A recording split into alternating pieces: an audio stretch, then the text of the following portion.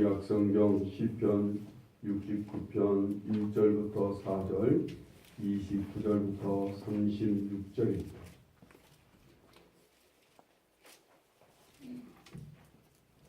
구약성경 시편 69편입니다.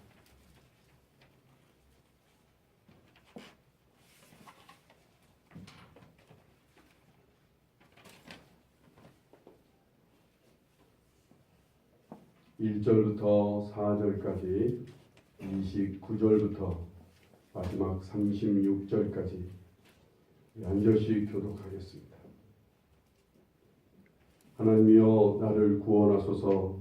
물들이 내 영혼에까지 흘러 들어왔나이다. 나는 설 곳이 없는 깊은 수렁에 빠지며 깊은 물에 들어가니 큰 물이 내게 넘치나이다. 내가 부르짖음으로 피곤하여 나의 목이 마르며 나의 하나님을 바라서 나의 눈이 쇠하였나이다.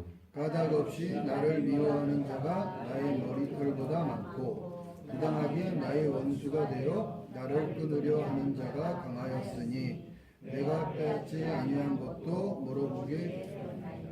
29절 말씀입니다. 오직 나는 가난하고 슬프오니 하나님이여, 주의 구원으로 나를 높이소서. 내가 하나님의 이름을 찬송하며 감사함으로 하나님을 외대하시다 하리라. 이것이 소 곧 뿔과 굽이 있는 황소를 드림보다 여호와를 더욱 기쁘시게 함이 될 것이라. 온유한 자가 이를 보고 기뻐하나니 하나님을 찾는 너희들아 너희의 마음을 소생하게 할지어다. 여호와는 궁핍한 자의 소리를 들으시며 자기로 말미암아 갇힌 자를 멸시하지 아니하시나니. 천지가 그를 창조할 것이요 바다와 그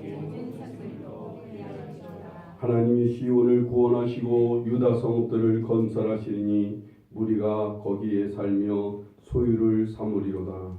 그의 종들의 후손이 또한 그를 상속하고 그의 이름을 삼는 자가 그 중에 살리로다. 아멘. 여러분과 저는 세계 여러 나라들 속에서 어떤 나라 사람이에요? 우리는 어떤 나라죠? 우리는 대한민국 사람입니다. 대한민국 국민이죠. 대한민국 국민이 되면 마땅히 국민으로서 의무를 감당해야죠. 또한 국가는 그러한 국민을 잘 보호하고 지켜줘야 합니다. 국민이 어려움에 빠지거나 국민이 억울하고 위험에 빠졌을 때 이 국가는 그런 국민 하나라도 잘 지켜줘야 됩니다. 그럴 때 대한민국 국민이라는 게 자랑스러워져요. 대한민국 국민이라는 것에 대한 자부심을 가집니다.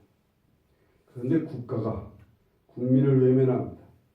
국민이 수렁에 빠지고 위험에 빠졌는데도 국가가 국민을 건져주지 않으면 이건 국민이 대한민국 국민으로서 무척 수치스럽습니다. 내가 그런 일을 당한 것도 아니고 내 이웃이 그런 일을 당하고 있는데 국가가 외면하고 있다는 얘기를 우리가 그것을 알면 그것이 무척 수치스럽고 그것이 무척 부끄럽습니다. 심지어는 그런 일을 당한 사람들은 대한민국 국민이라는 사실을 떠나고 싶어 하는 거예요. 국민이 아니고 싶은 거예요. 국적을 바꾸고 싶은 그런 마음을 갖는 국민들도 없지 않았습니다.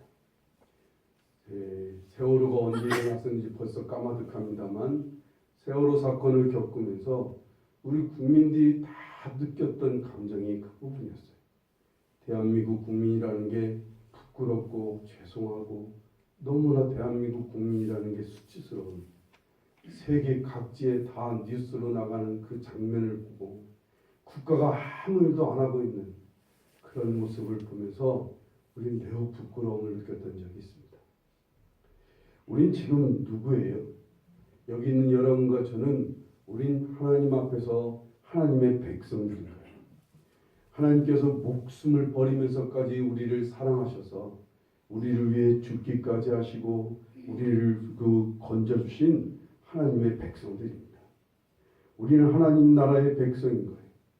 그래서 하나님의 백성들이 정말 언제 자랑스럽고 우리 언제 하나님의 백성으로서 높아집니까? 예수 믿는 것이 언제 뿌듯하고 자랑스러운 거예요? 하나님의 백성들, 내가 어려움에 빠지고 내가 공경에 빠지고 그리고 정말 내가 수렁에 빠졌을 때 하나님께서 건져주시는 일을 하실 때 이것을 구원이라고 그러죠. 구원은 두 가지의 구원이 있어요. 영혼 구원이 있고 삶의 구원이 있어요. 우리의 삶에서 일어나는 여러 가지 어려움과 공경에 빠졌을 때 건져주시는 일을 구원이라 그래요. 이렇게 하나님이 나를 구원해 주실 때 우린 그때 예수 믿는다는 것이 하나님의 백성이라는 것이 매우 자랑스럽고 뿌듯하고 기쁘기까지 합니다. 하나님의 백성이 세상 사람들 앞에서 하나님께서 나를 구원해 주신다는 것을 세상 사람 앞에 보여줄 때 이걸 나타낼 때 내가 아주 높아지는 거예요. 하나님 백성으로서 아주 격상이 되는 거지. 세상 사람들이 와 하고 부러워할 만큼 될 정도면 이건 더 자랑스러울 수가 없는 거예요. 내가 영광스럽기까지 하죠. 우리의 수치와 부끄러움과 절망이 되고 슬픔이 되는 것이 뭐예요?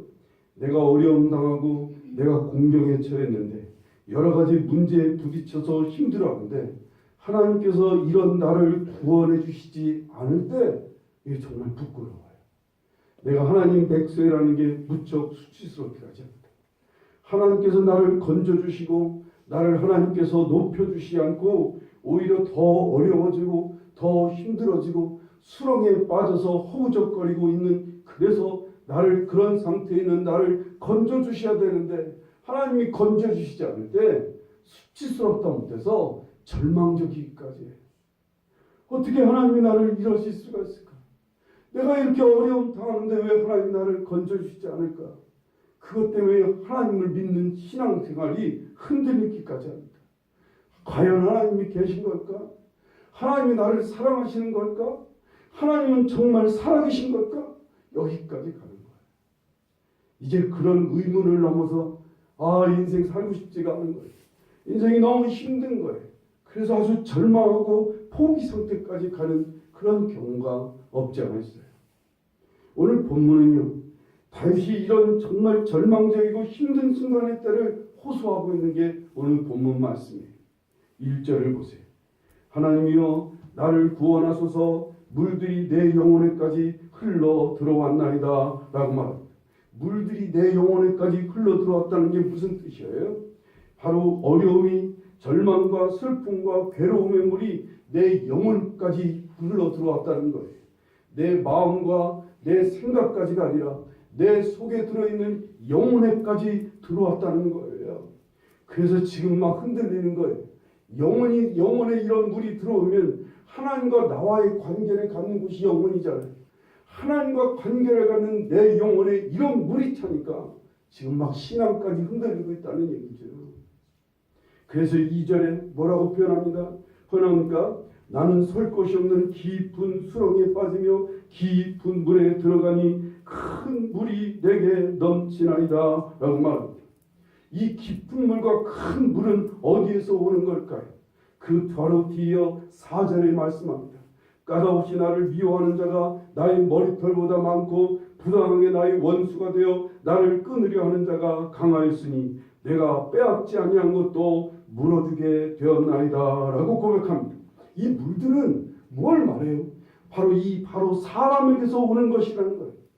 나를 미워하고 나를 향해 손가락질하고 나를 오해하고 나를 부당하게 원수가 되게 하고 나를 끊으려 하고 나를 피하고 나를 해치는 사람들이 내 영혼에까지 나를 힘들게 하고 나를 어렵고 수렁에 빠지듯 하게 하는 것이라는 거예요. 사업을 하든 직장생활하든 어떤 일이든 우린 사람들이 문제. 많은 사람들이 뭐가 문제의 근원이라고 생각해요? 돈이 문제의 근원이라고 생각해요. 그래서 돈만 있으면 문제가 다 해결될 것처럼 생각해요. 만사형통이라고 생각해요. 그런데 막상 돈을 소유하고 보니까 그게 아닌 거예요. 사람이 내게서 돌아서고 사람이 나를 억울하게 하고 사람이 나를 비난하고 나를 외면하고 그래서 사람이 떠나는 것이 진짜 문제였단 말이에요. 돈이 문제가 아니라 사람이 나의 진짜 문제인 거예요. 모든 사람들의 진짜 문제는 사람이 떠나고 사람이 나를 외면하고 사람이 나를 비난하는 그래서 오는 외로움과 슬픔과 누구도 나와 함께하지도 않는, 나를 지지하지 않는 그러한 적막함과 그러한 허망함이 내 영혼에까지 막 파고 들어오는 거예요. 내 영혼에까지 들어오는 물의 정체라 그 말입니다. 우리가 왜 진짜 슬픈 거예요? 우리가 왜 이렇게 어렵고 힘든 거예요?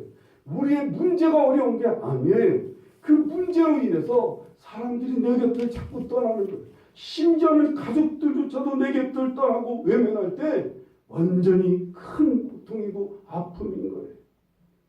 여기 다윗은요, 왕이 되기 전에는요, 이 다윗과 함께 목숨을 바쳐 다윗과 함께 했던 군사가 400명이었습니다. 이 400명의 군사는 어디든 같이 했던 그런 아주 피를 나는 형제 같은 사람들이었어요. 왕이 돼서도 그는요, 많은 신하들과 백성들의 지지를 받고 있었습니다. 그런데 그가 어느 날 무슨 일인지 모르지만, 어떤 문제인지는 모르는데 갑자기 사람들이 자신을 미워하는 거예요. 그렇게 덕망 있고 그렇게 백성의 지지를 받는 성군인 다윗인데도 어느 날 이 다윗을 미워하는 사람들이 생깁니다. 12절에 보면요, 자신을 비난하는 사람들이 생깁니다. 자신을 원수처럼 여깁니다. 자기에 대해서 연을 끊으려 하는 사람들이 여기저기 생기는 거예요. 이것을 2절에 뭐라고 표현했어요? 나는 설 곳 없는 깊은 수렁에 빠지며 깊은 물에 들어가니 큰 물이 내게 넘치나이다 라고 표현했던 거예요. 그래서 29절을 이제 오면 오직 나는 가난하고 슬프오니 하나님이여 주의 구원으로 나를 높이소서라고 말합니다. 자신을 가난하고 슬프다고 표현하고 있어요. 다윗은요, 바로 이와 같은 상태를 수렁에 빠졌다고 생각했던 거예요. 이러한 자신을 가난하고 곤고한 자요 궁핍한 자라고 그렇게 고백하고 있어요. 시편 69편의 다윗은 수렁이라는 표현, 공고함이라는 표현, 가난하고 슬프다고 하는 표현, 모든 안 좋은 단어들을 바로 이 부분에다가 썼어요. 다윗은 하나님이여 주의 구원으로 나를 높이소서라고 호소합니다. 나를 건져달라는 거예요. 이 가난에서, 이 수렁에서, 이 공고함에서 나를 좀 건져서 세상 사람들 앞에 나를 높여달라고 호소합니다. 이것이 하나님께서 다윗을 통해 깨우쳐 주시는 지혜인 거예요. 다윗은요, 하나님 앞에 아주 정확하게 자기 문제를 파악했어요. 자기가 가난한 것이, 자기가 지금 수렁에 빠진 것이 무엇인지, 어떤 상태인지를 다윗은 잘 파악하고 있었어요. 자기가 진짜 가난하고 자기가 수렁에 빠져서 지금 그래서 구원해 달라고 간구하고 있는 거예요. 사업이든 직장생활이든 학교생활이든 가정이든요, 중대 고비가 뭐예요? 중대한 고비가 바로 이 중요한 고비만 잘 넘기면, 이 고비만 잘 헤치고 나오면 성공합니다. 어떤 사람이든 이 중대한 고비만 잘 이겨나오면 정말 복된 삶이 이어집니다. 그리고 계속 승승장구할 수 있어요. 이 중대한 고비를 잘 넘기지 못하면 여기에서 이제 가난과 수렁에 빠지게 되고, 이제는 영혼에까지 물이 차서 신앙인들은 신앙까지 잃어버리고 절망과 포기하는 상태까지 이르게 될 때가 많습니다. 이 중대한 고비가 뭐예요? 바로 사람이 떠나거나, 사람이 나를 미워하거나, 사람이 나를 배반하거나, 사람 때문에 억울하고, 사람 때문에 싸우고, 사람 때문에 괴로워하고, 사람이 내게서 점점 없어지는 거예요.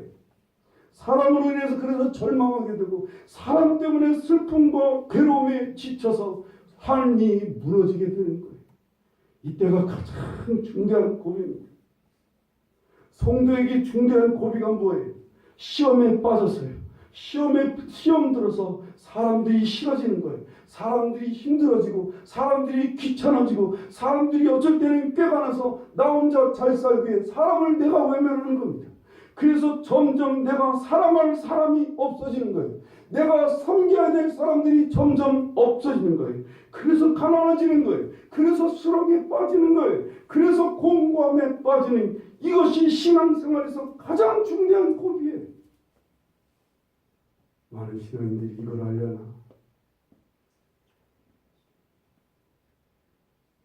그래서 기쁨도 잃어버리고, 그래서 평안도 잃어버리고, 행복은 어디에 있다고요? 관계에 있다 그랬잖아요. 사람과의 관계에 있는데 사람과의 관계를 가져야 되는데 사람이 싫어지는 거예요. 사람을 향한 마음이 닫히는 거예요. 사람들도 나를 외면하는 거예요. 이때가 가장 어려운 고비입니다. 어떤 사업하시는 성도 한 분이 아주 귀한 대접을 하면서 저한테 아주 중요한 얘기, 아주 눈에 번쩍 뜨게 하는 얘기를 한 적이 있어요. 이분이 저한테 저뿐만 아니라 여러 사람이 목사님을 잘 대접해주고 나서는 하는 말이, 저는요, 제가 지금 잘 살고 지금 제가 잘 되고 있는 것을 어디에서 확인하냐면 내가 대접하고 섬길 사람이 많아질 때 제가 잘 되더라고요. 그때 제가 정말 대접할 사람이 많아질 때 그때 제가 많은 일들이 좋게 되더라고요. 제가 대접할 사람이 없어지고 누군가 섬길 사람이 없을 때 그때 사업도 안 되더라고요. 그때는 일도 잘 안 되더라고요. 그래서 제가 오늘 목사님들이 이렇게 대접한 거, 저의 대접을 잘 받아주셔서 너무 고맙다고 이런 말을 하더라고요. 가슴이 꽉 막히더라고요. 아마 지금 여러분 중에는요, 마음 급하게 생각하는 분이 있을 수 있어요. 그럼 뭐 지금부터 열심히 사람들을 대접하고 그래도 나를 미워하지 않고 나를 그래도 좋아하는 사람들을 향해 찾아가서 함께하고 그들을 대접해주고 그들을 섬기면 그러면 나도 잘 될 걸까? 이렇게 생각하는 사람이 있어요. 아니에요. 구원은 하나님이 하시는 거예요. 하나님께서 가난해서 그 수렁에서 건져주시는 거예요. 우리를 죄에서 구원하신 것도 하나님의 전적인 은혜로 구원하신 거예요. 하나님이 하셨어요. 예수 그리스도께서 내 죄를 위해서 죽어주심으로, 내 죄값을 치러주심으로 하나님께서 우리의 우리를 죄에서 벗어나서 하나님의 자녀로, 하나님의 백성으로 살게 구원해 주셨기 때문에 우리가 구원받은 거예요.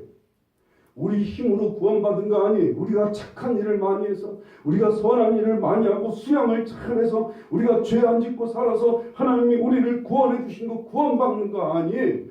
절대적으로 예수 그리스도를 통해서 우리를 구원해 주셨어요. 우리의 삶의 구원도 그런 거예요. 우리의 인생의 구원도 하나님이 우리를 건져 주셔야 돼요. 우리의 마음을 열어 사람을 향하게 하셔야 돼요. 우리에게 대접할 사람을 허락해 주셔야 돼요. 우리에게 섬길 사람을 보여주셔야 돼요. 우리로 섬길 수 있는 기회를 주셔야 돼요. 우리로 사람을 대접할 수 있는 기회를 주시고 사람을 사랑할 수 있는 기회를 주시고 마음을 열어주셔야 돼요. 이건 하나님이 하시는 거예요. 세상 없어도 평양 감서도 지하기 싫으면 못하는 것처럼 아무리 많은 돈을 갖고 있고 아무리 많은 걸 가지고 있어도 사람 하나 대접할 마음이 없어요. 사람 하나를 귀하게 여기는 마음이 없어요. 사람을 섬길 수 있는 마음이 열리지 않으면 정말 그 사람은 가난한 자예요. 수렁에 빠진 자. 그건 하나님이 하셔야 돼요.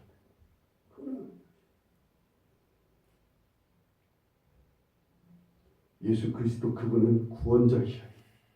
구원은 오직 예수 그리스도께서 하시는 거예요. 돈이나 권력이나 환심을 사서 그것도 그래서 사람을 스스로 얻어보려고 사람을 스스로 얻으려고 하지만 이건 가짜 구원이에요.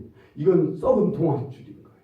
자기 힘으로 자기 돈으로 자기 권력으로 사람들을 자기 곁에 두고 자기 안에 정말 자기가 그 사람들을 함께 거느리고 자기 주위에 많은 사람이 있을 것 같지만 실상은 마음이 없는 사람들인 거예요.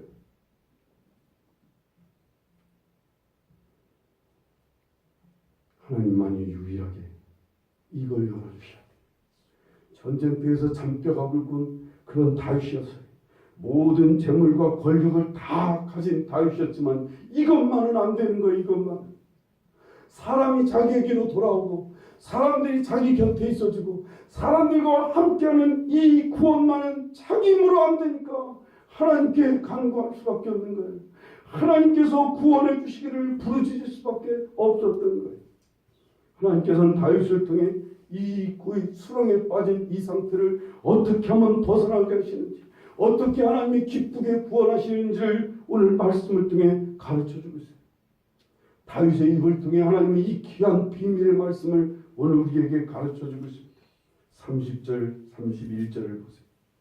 내가 노래로 하나님의 이름을 찬송하며 감사함으로 하나님을 위대하시다 하리니 이것이 소 곧 뿔과 굽이 있는 황소를 드림보다 여호와를 더욱 기쁘시게 함이 될 것이라 말씀합니다. 여러분, 소와 뿔과 그 뿔과 굽이 있는 황소는 하나님께 드리는 제물 중에 가장 값비싼 거예요. 여러분, 황소가요, 황소가 지금 우리나라에서도 그렇지만 가장 비싼 소잖아요. 이 값비싼 황소를 드리는 것보다 하나님께 찬송하며 입으로 하나님을 노래로 하나님의 이름을 찬송하며 감사함으로 하나님을 위대하시다 할 때 이것이 하나님이 기쁘게 받으시는 제물이더라. 33절을 보세요. 여호와는 궁핍한 자의 소리를 들으시며 자기로 말미암아 갇힌 자를 멸시하지 아니하시나니. 그래서 35절에 하나님이 시온을 구원하시고 유다 성읍들을 건설하시니 무리가 거기에 살며 소유를 삼으리로다 라고 말합니다. 하나님께서 구원을 베풀어 주시니까 사람들이 돌아오는 거예요. 성읍을 건설하니까 사람들이 거기에 살고 사람들이 거기에 정착하게 하시는 구원의 역사가 일어나게 되는 거예요. 36절에 보면 그의 종들의 우선이 또한 이를 상속하고 그의 이름을 사랑하는 자가 그 중에 살리로다. 그 후손들까지도 이것이 상속되어져서 그 후손들까지도 많은 사람들이 함께 살게 하는 이 풍성함과 부유함이 있게 하신다는 거예요. 너무나 간단하고 쉬운 방법이잖아요. 그런데 막상 우리의 가난한 현장에서는 이것이 잘 안 되는 거예요. 사람이 서운하고 사람이 나를 미워하고 정말 같이 맞대응하거나 하고 마음과 감정이 상한 상태로 상해서 그 사람 생각밖에 안 나는 거예요. 미워 죽이고 싶은 생각밖에 안 나는 거예요. 같이 싸우고 뭔가 그러한 그를 향해서 원수를 갖고 복수하고 싶고 이렇게 사람들이 자꾸만 싫어지고 사람들이 원망스럽고 사람들이 점점 미워지고 점점 수렁에 빠지느라고 하나님께 찬송할 마음이 없어져요. 하나님께 감사할 수 있는 시간과 그런 여유도 없어요. 심지어는 예배를 드리러 와도 오직 그 사람에 대한 미움뿐입니다. 오직 그 사람에 대한 원망뿐인 거예요. 명절에 여러분 가족들 만나보셨는데 혹여 아직도 그 미움이 더 머물러 있습니까? 여러분 가족들과 만남 속에서 부딪힌 상처로 그 미운 그 시누이 말이야, 그 미운 시어머니, 미운 그 누구 그 생각하며 지금 여기 앉아 있어서 하나님을 찬송할 마음도 하나님께 감사할 여유도 없는 분도 있을 수 있어요. 잘 안 돼요.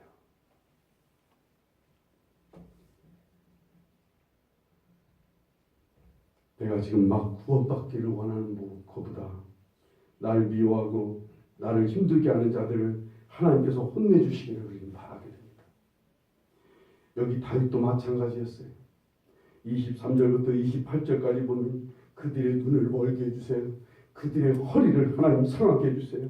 그들을 맹렬하신 하나님의 진노로 그들에게 하나님 벌을 주세요. 심지어는 그들의 거처가 황폐하게 하시고 심지어는 하나님 생명책에서 그들을 지워달라고 부탁까지 합니다. 다윗도 어지간하죠. 다윗뿐이겠습니까? 우리는 더하다고요. 우리는 더해요. 그런데 다윗을 통해 주신 하나님의 결론적인 방법은 뭐라고 하세요? 하나님께 찬송하고 하나님께 감사라는 것이에요. 시선을 하나님께 향하고 오직 입을 열어서 힘써 하나님께 찬송하며 힘써 하나님을 감사라는 거예요. 자기의 가난함과 지금 수렁에 빠진 이 상태를 빨리 인식하고 점점 가난해지고 점점 수렁에 빠지듯 점점 헤어나올 수 없는 이 안타까운 가난에서 나를 건져달라고 나를 구원해 주시기를 바라는 간절한 마음을 안고 하나님께 힘써 찬송하고 힘써 감사를 드리는 거예요.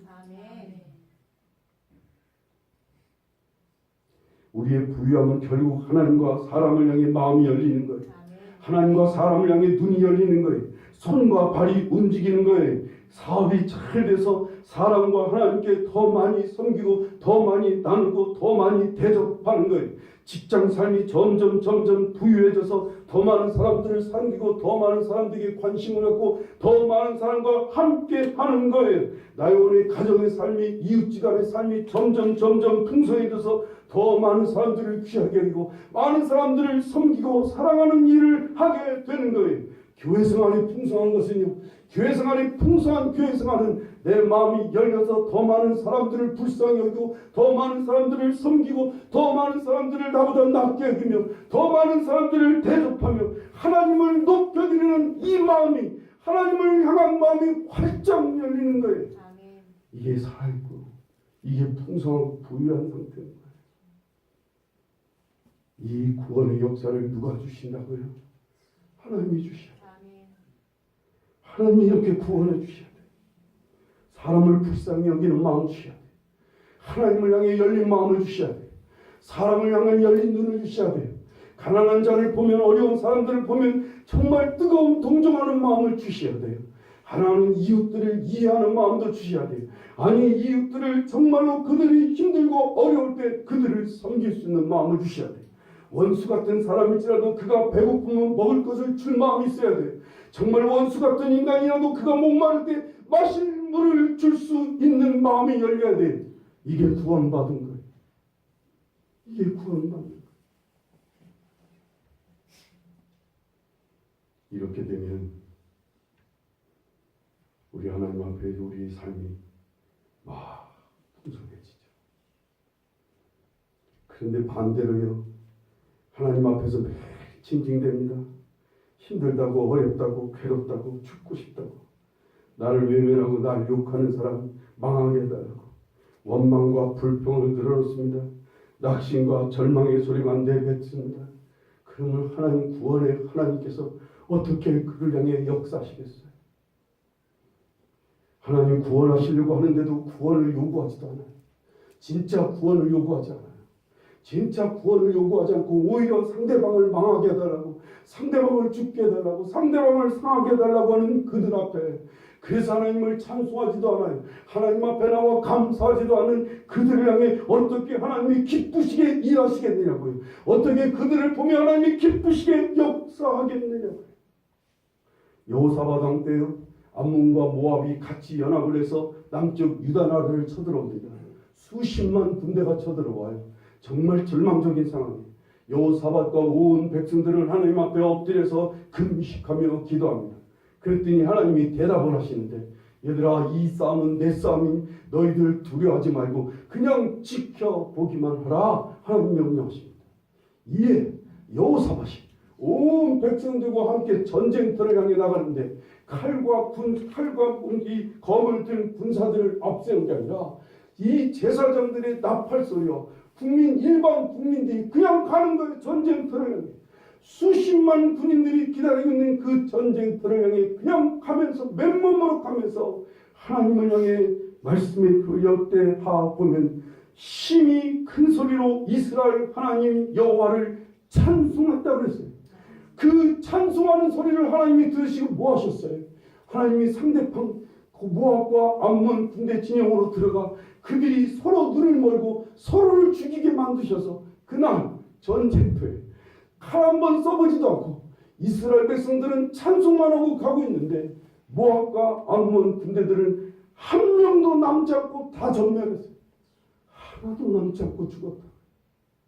이 거짓말 같은 귀한 기적의 역사입니다. 하나님의 무슨 소리를 들으시고 역사하셨어요? 이스라엘 백성들이 하나님을 큰 소리로 찬송하는 소리를 들으시고 하나님은 기쁘게 역사하셨던 거죠. 오늘 우리도 그래요. 하나님을 실컷 찬송하는 거예요. 지금 매우 어려워요. 지금 매우 아파요. 지금 매우 마음이 상했어요. 나를 미워하고 나를 해치고 나를 비난하고 나를 욕하고 나에게서 떠나고 나 또한 그들 때문에 마음이 아프고 괴로워요. 하지만 어쩌겠어요. 내가 지금 수렁에 빠지고 있는 거예요. 내가 지금 가난해졌는 거예요. 하나님 나를 여기서 건져달라고, 하나님 나를 여기서 구원해 주시기를 간절히 바라요. 하나님께 힘써 찬송하는 거예요. 하나님을 향해 힘껏 감사하는 거예요. 사업이나 직장이나 가정이나 위기가 있어요. 그 위기는 대부분 사람 때문에 오는 위기인 거예요. 이 위기의 순간이 오는 것을 우리는 어떻게 알아요? 사람이 나를 점점 떠나거나 사람들이 나를 미워하거나 비난하고 나 또한 사람을 대접하는 사람들이 적어지기 시작합니다. 사람을 향한 마음이 열리질 않아요. 그래서 사람에게 대접하고 사람을 돌보는 일이 점점 없어질 때, 점점 더 나아가 내가 사람을 향해서 점점 서운한 마음을 갖고 사람을 향해 점점 싫어하는 감정들이 생길 때 이건 내게 찾아온 위기인 거예요. 난 지금 심각한 가난에 빠지고 있어요. 난 심각한 지금 수렁에 빠지고 있다는 사실을 빨리 깨달으셔야 돼요. 이걸 빨리 인식하시. 이건 위기의 순간인 거예요. 이제 막 본격적인 가난과 수렁에 빠지는 지금 막 위기의 순간이에요. 이때 하나님의 백성들은 하나님께 구원을 요청해야 돼요. 날 구원해달라고. 날 여기서 건져달라고. 하나님께 부르짖어야 돼요. 그리고 힘써 하나님을 찬송하고 하나님께 감사하는 일을 힘써야 돼요. 그리고 구원을 기다리는 거예요. 우리가 하나님께 찬송하고 감사할 수 있는 시간이 언제예요? 예배 시간이잖아요. 개인의 묵상 시간일 수도 있어요. 근데 우리는 대부분 우리의 신생 삶에서 하나님께 힘써 찬송할 수 있는 기회가 많지 않아요. 우리는 하나님께 힘써 감사할 수 있는 기회 많지 않아요. 우리가 힘써 힘써 우리가 함께 할 수 있는 시간이 한 마음으로 예배하고 한 마음으로 찬송할 수 있는 시간이 예배 시간이죠. 우리가 힘써 시간을 낸다면 혼자 죄인 골방에 들어가 하나님을 찬송하고 하나님을 향해 감사하는 거예요. 실제는 예배의 시간을 통해 온 마음을 다해 하나님께 감사를 드리며 그 감사를 또한 물질로 표현해 보는 거예요.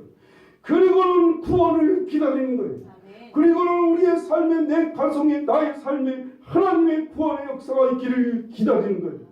때가 되면 하나님이 역사하셔요.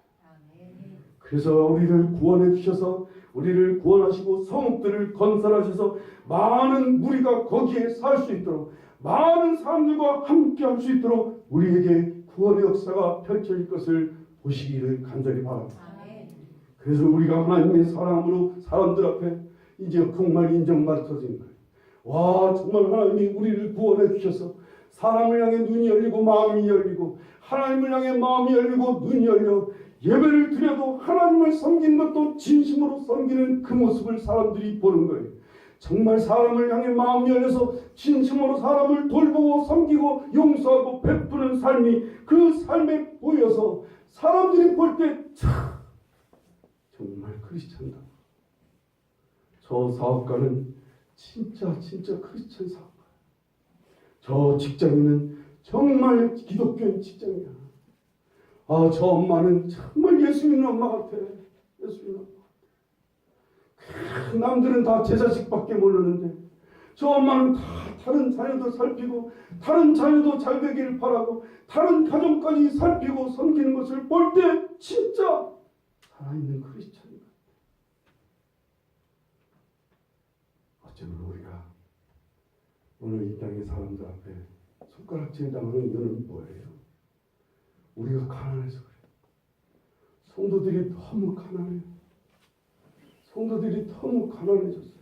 아니, 가난하다 못해서 수렁에 빠졌어. 미움의 수렁에 빠져서 깊은 어둠의 수렁, 원망과 정말 그 속에 증오와 욕심과 탐욕의 수렁에 빠져서 사람과 하나님을 향해 마음이 닫혀 있는 거예요. 그러니 어디 나가서 생활을 해도 자기밖에 모르잖아요. 어디를 가도 크리스찬들이 저밖에 생각하잖아요. 하나님의 사람들이 교회를 와도 자기밖에 모르잖아요. 그러니 여러분과 제가 하나님의 이 놀라운 구원의 역사가 일어나기를 간절히 바랍니다. 아멘. 여러분 이것을 구원이라고 여기셔야 돼요. 진짜 구원은 사람을 향해 하나님을 향해 열리는 거예요. 그래서 내게 사람이 많아지는 거예요. 내가 관심 가져야 되고 내가 돌볼 사람이 많아지는 거예요. 내가 섬기고 대접할 사람이 많아지는 거예요. 여러분이 가진 돈이 아무리 많아도 대접 한 번도 못하는 사람이라면 그는 진짜 가난하기 짝이 없는 사람이에요. 근데 아무리 돈이 없어도 대접할 기회가 많고 대접할 사람이 많다는 얘기는 정말 부유한 거예요. 그건 하나님이 허락하시는 거예요. 요 근래 여러분 사람을 향해 대접해 보신 적이 있으신지요? 지금 많이 가난해지신 분도 있을 거예요. 그러나 정말 사람을 향해 부유한 자는 열리게 돼 있어요. 하나님 열어주셔요. 막 하나님 풀어주세요. 하나님 막 마음을 열어주셔서 감동하셔서 많은 사람에게 대접할 기회를 주셔요. 그러니까 하나님이 사업을 축복하시는 거예요. 그러니까 가정을 축복하시는 거예요. 그러니까 직장 생활을 하나님께서 넘치게 부어주시는 거예요. 더 많이 나누라고, 더 많이 베풀라고, 더 많은 사람을 섬기라고, 더 풍성하게 살라고 주실 수밖에 없는 거예요. 우리 그렇게 될 수 있기를 간절히 축원합니다. 아멘. 나는 이것이 우리의 자손들에게까지 이어질 수 있기를 간절히 바랍니다. 아멘. 그러기에 우리 하나님을 힘써 찬송하십시다. 힘써 하나님께 감사드립니다. 오늘 우리 아침 일찍 주님 여러분 마음을 고정하고 시선을 하나님께 고정하는 우리의 생각 마음 다 내려놓고 하나님을 힘껏 찬송해야 돼요. 정말 여러분 마음 깊이 하나님께 감사를 정말로 하셔야 돼요. 그렇게 잘하셔서 여러분의 삶에 막 구원의 역사가 일어나는 것이 막 눈에 띄게 보일 수 있기를 간절히 바랍니다. 하나님 나라가 거기서 이루어지는 거예요. 이 부유한 자들에게서 이루어지는 거예요. 우리 사과나무 교회가 정말 하나님의 구원의 역사가 곳곳에 가정 여러분 개인에게 강력하게 일어나서 정말 많은 사람들이 나아가서는 세계 곳곳의 사람들을 품을 수 있는 그 사람들이 될 수 있기를 간절히 축원합니다. 기도하시겠습니다.